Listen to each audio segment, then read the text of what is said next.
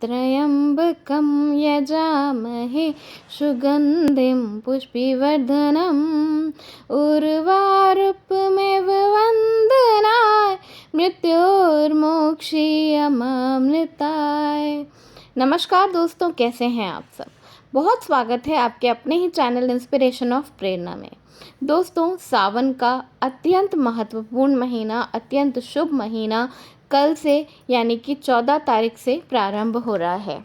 सावन के पूरे महीने भगवान शंकर की पूजा कर लेने से आपके हर तरह के कष्टों का, हर तरह के दुखों का तो नाश होता ही है, साथ साथ आपकी ज़िंदगी में सुख शांति समृद्धि बनी रहती है।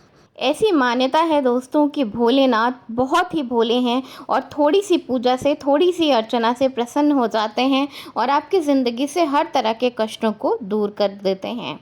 तो दोस्तों, आज मैं आपको बताने जा रही हूँ एक बहुत ही आसान नियम, जिसका आपको 40 दिन यानी कि सावन के पूरे महीने और उसके आगे 10 दिनों तक इसका पालन करना है। इसका पालन कोई भी महिला, पुरुष या बच्चे कर सकते हैं और ऐसा करने से आपकी ज़िंदगी की जो भी कष्ट हैं, जो भी तकलीफ़ें हैं, वो तो दूर हो ही जाएंगी, साथ साथ आपकी बड़ी से बड़ी मनोकामना जो है वो पूर्ण हो जाएगी।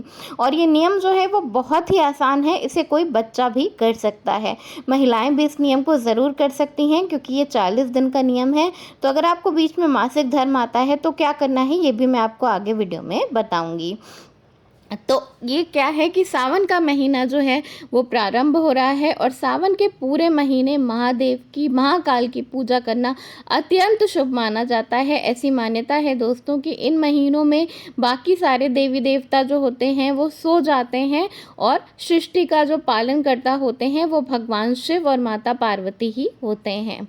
और इसके साथ साथ नंदी बाबा की पूजा करना सावन के पूरे महीने में अत्यंत शुभ माना जाता है, क्योंकि दोस्तों शास्त्रों में ऐसा बताया गया है कि जब महाकाल जो हैं, महादेव जो हैं, वो ध्यान में होते हैं तो उस वक्त जो माता पार्वती की भी बातें होती हैं, नंदी बाबा ही उनका संदेश जो है वो भगवान शिव तक पहुंचाते हैं। तो उसी तरह अगर आपकी जो भी समस्या है, जो भी आपकी मन्नत है, मान्यता है, वो अगर आप जाकर नंदी बाबा के कानों में बोलते हैं तो वो भगवान शिव तक ज़रूर पहुंच जाती है। एक बहुत ही महत्वपूर्ण बात आपको और बताना चाहूँगी कि पूरे सावन के महीने जब भी आप मंदिर जाएं तो आपको नंदी बाबा के लिए दूब घास जरूर ले जानी चाहिए। जिस तरह आप भगवान शंकर के लिए बेलपत्र, भांग, धतूरा, फूल, प्लाश के फूल सब कुछ लेकर जाते हैं, उसी तरह दूब घास नंदी बाबा के लिए ले जाना अत्यंत महत्वपूर्ण होता है। उसे नंदी बाबा का चारा माना जाता है। तो आपको दूब घास ले जानी है और नंदी बाबा के चरणों पे ज़रूर रख देना है। अगर आपने सावन के महीने में नंदी बाबा को प्रसन्न कर लिया तो समझिए भोलेनाथ आपके घर अपने आप ही दौड़े चले आएंगे। तो ये हो गई नंदी बाबा की बात। अब मैं आपको बताती हूँ कौन सा है वो 40 दिन का नियम, जिसका आपको सावन के पूरे महीने और उसके सावन के महीने के बाद भी अगले 10 दिनों तक उसका पालन करना है। तो आपको करना क्या है दोस्तों कि सावन के पहले दिन सुबह उठकर नहा धोकर जितनी जल्दी हो सके उतनी जल्दी आपको ये काम कर लेना है। और आपको ऐसे समय पे ये काम करना है कि आप 40 दिन तक लगातार ये काम कर सकें। तो जैसे अगर आपकी सो के उठने का टाइम आपका 8 o'clock है तो आप 8 से 10 के बीच में ये काम ज़रूर कर लें। अगर आप सुबह 6 बजे उठते हैं तो 8 बजे तक ये काम ज़रूर कर लें।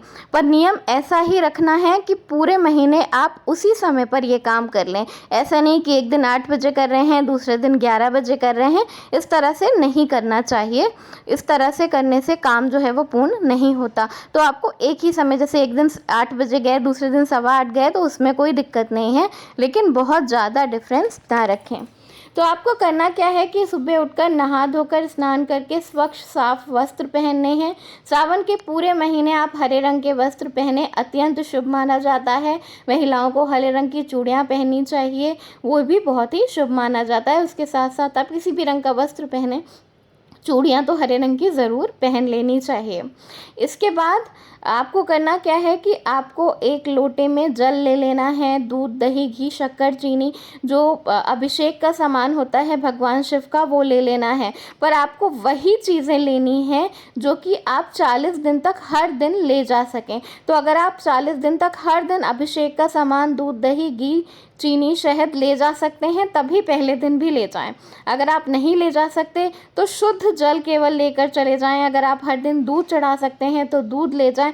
तो वही चीज़ों को, उन्हीं चीज़ों से आप प्रारंभ करें जिन्हें कि आप 40 दिन तक लगातार चढ़ा सकते हैं, या जो आपको 40 दिन तक उपलब्ध हो जाएगा और आप चढ़ा सकते हैं। आप ऐसा कर सकते हैं कि आप सोमवार, सावन के सोमवार या सावन के पहले दिन अत्यंत सामग्री जो भी है, जो आप मुश्किल से इकट्ठा कर सकें, वो भी ले जाकर चढ़ा सकते हैं। ऐसा नहीं है कि वो आप नहीं चढ़ा सकते, लेकिन बाकी के दिनों में 40 दिन जो आपको पूजा करनी है उसमें आपको एक तरह की सामग्री ही चढ़ानी चाहिए। जैसे कि अगर आप अक्षत चढ़ा रहे हैं, अक्षत चढ़ाना शंकर जी की पूजा में अत्यंत महत्वपूर्ण माना जाता है। तो अगर आप अक्षत चढ़ा रहे हैं तो आप 40 दिन तक अक्षत चढ़ाएं, जल चढ़ाएं, शुद्ध जल, गंगा जल, दूध, जो चीज़ें शंकर जी को अति प्रिय होती हैं, बेलपत्र, तो आपको 40 दिनों तक चढ़ाना ही है।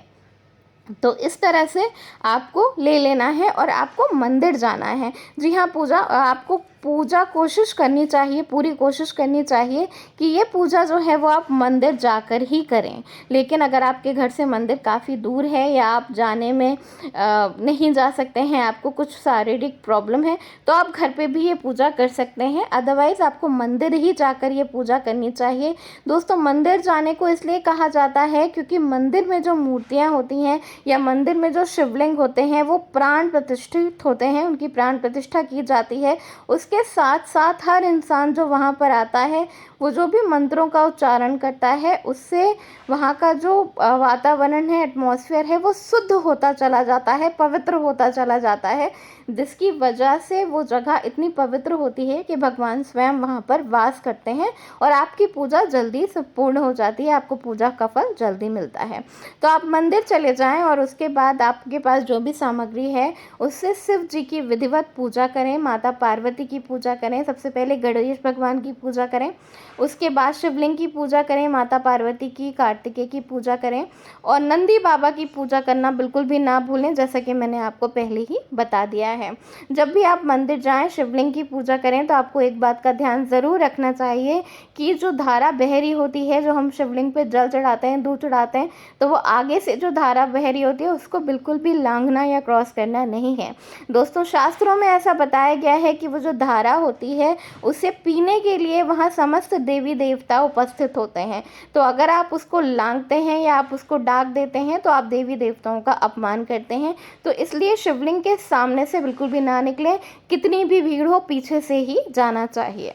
इसके बाद आपने जब अपना अभिषेक कर लिया, जो भी आपके पास उपलब्ध सामग्री है वो चढ़ा दिया, दिया जला दिया, कोशिश करें कि सफ़ेद रंग की मिठाई चढ़ा दीजिए। अगर आप नहीं चढ़ा सकते तो आप चीनी के दाने या मिश्री के दाने चढ़ा दीजिए, वो भी सफ़ेद रंग के होते हैं।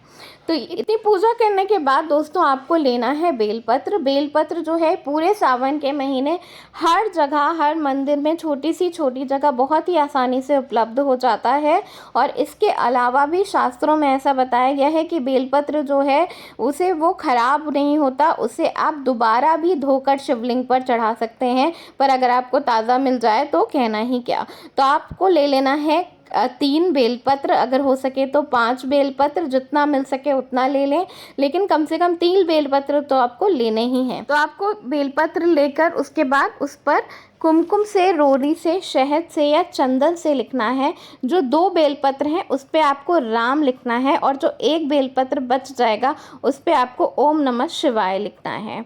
जिस बेलपत्र पे आपने राम लिखा है उस बेलपत्र को आपको शिवलिंग पर चढ़ाना है और जिस बेलपत्र पर आपने ओम नमः शिवाय लिखा है उसको आपको नंदी बाबा पे चढ़ाना है। तो ये नियम जो है ये आपको 40 दिन तक इसे फॉलो करना है। 40 दिन तक इसी तरह आपको बेलपत्र शिव लिंग पर और नंदी बाबा को चढ़ाते जाना है। दोस्तों ऐसी मान्यता है, शास्त्रों में ऐसा बताया गया है कि जब राम नाम शिवलिंग पर मिलता है तो आपकी हर तरह की मनोकामना पूर्ण हो जाती है। ऐसी मान्यता है कि भगवान शंकर को राम जी अति प्रिय हैं, उनसे ज़्यादा उन्हें प्रिय कोई भी नहीं है। तो जब आप राम लिखकर बेलपत्र भगवान शंकर पर चढ़ाते हैं तो आपकी हर तरह की मनोकामना पूर्ण हो जाती है, हर तरह की आपकी इच्छा जो है वो पूर्ण हो जाती है।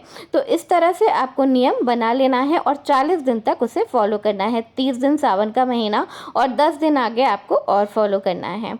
इसके अलावा भी ऐसा बताया गया है कि अगर हो सके, अगर आप कर सकें 40 दिनों तक, तभी आप भी ऐसा करना प्रारंभ करें कि शाम के समय मंदिर में, शिवालय में जाकर घी का दीपक जलाएं। जिस तरह कार्तिक के महीने में घी का दीपक जलाने का महत्व होता है, उसी तरह सावन के महीने में शिवलिंग के सामने घी का दीपक जलाने का बहुत बड़ा महत्व हमारे शास्त्रों में बताया गया है। तो इस तरह से आपको नियम का पालन करना है, शुद्धता का ध्यान रखना है। अब अगर महिलाएं हैं, ये नियम शुरू कर रही हैं और उन्हें बीच में मासिक धर्म आ जाता है, तो उन्हें क्या करना है, तो आप 7 दिन तक पूजा नहीं कर सकती, आप शिवालय नहीं जा सकती। तो आप अपने पैसों से किसी और व्यक्ति से, किसी पंडित से या किसी कन्या से ये इस नियम को करवा सकती हैं, फिर भी आपकी पूजा संपूर्ण मानी जाती है। तो इस तरह से सावन के पूरे महीने और अगले 10 दिन तक एक नियम बना लें। इस नियम को बनाने से आपकी ज़िंदगी से हर तरह के कष्ट, हर तरह के संकटों का अंत हो जाएगा। दोस्तों ये नियम का पालन करना बहुत ही आसान है और इसे कोई भी कर सकता है। और मांस मदिरा का सेवन बिल्कुल भी ना करें अगर आप किसी भी नियम का पालन कर रहे हैं, और शुद्धता का बिल्कुल ध्यान रखना चाहिए। किसी की बुराई, चुगली वगैरह नहीं करनी चाहिए अगर आप इस तरह का कोई संकल्प कर रहे हैं। तो इस तरह से आप करें, आपकी हर तरह की कामनाएं जो हैं वो भगवान शंकर और माता पार्वती ज़रूर पूर्ण करेंगे। धन्यवाद। वीडियो पसंद आया हो तो लाइक ज़रूर करिएगा, दोस्तों में शेयर कर दीजिएगा। चैनल पर नए हैं तो चैनल को सब्सक्राइब कर लीजिएगा। धन्यवाद। राधे राधे।